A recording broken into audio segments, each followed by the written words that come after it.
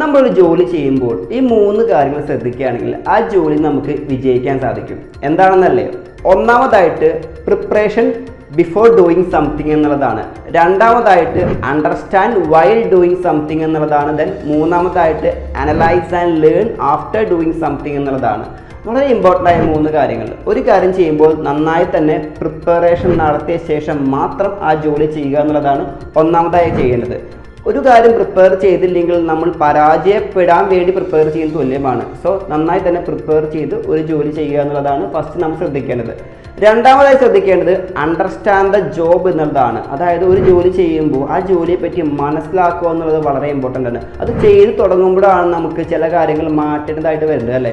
അപ്പോൾ അത് മനസ്സിലാക്കി ആ മാറ്റങ്ങൾ വരുത്തുക എന്നുള്ളതാണ് രണ്ടാമതായി ചെയ്യേണ്ടത്.